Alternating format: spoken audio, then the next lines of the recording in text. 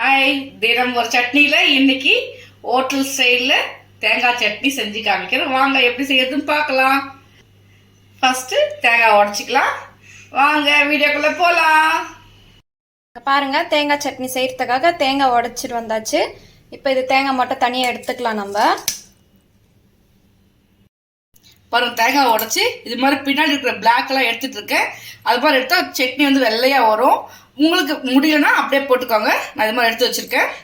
பாருங்கள், பொட்டுக்கடலை சட்னிக்கு தேங்காய், பொட்டுக்கடலை, பூண்டு, இஞ்சி, கொத்தமல்லி, பச்சை மிளகு, கருவேப்பிலை. வாங்க இப்போ எப்படி செய்து பார்க்கலாம். பாருங்கள், மிக்சியில் தேங்காய் போட்டுக்கலாம்.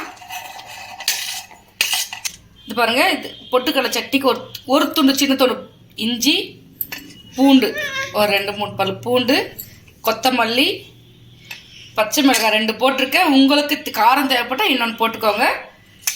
கருவேப்பிலை ஃபஸ்ட்டு கொஞ்சம் அரைச்சிக்கலாம். அப்புறம் தாளிக்கிற போய் போட்டுக்கலாம்.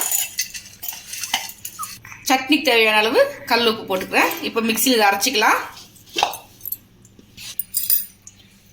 பாருங்கள், இப்போ அரைச்சி வந்தாச்சு. இதை பவுலில் மாற்றிக்கலாம். தாளிச்சிடலாம். ஃபஸ்ட்டு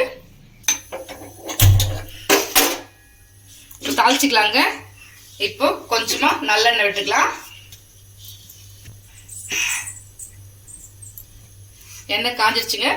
கடுகு, உளுத்தம்பருப்பு ஒரு 1/4 டீஸ்பூன். இங்கே பாருங்க, வரமிளகாய் முழுசாக போடுறேன். இப்போ கடுகு நல்லா பொரிஞ்சிருச்சு, உளுத்தம்பருப்பு பொரிஞ்சிருச்சு. இப்போ கருவேப்பிலை போட்டு ஆஃப் பண்ணிடலாம்.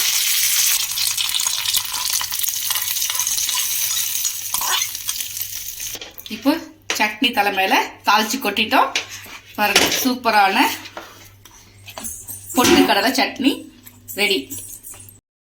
அவ்வளோதாங்க, ஹோட்டல் ஸ்டைலில் பொட்டுக்கடலை சட்னி ரெடி.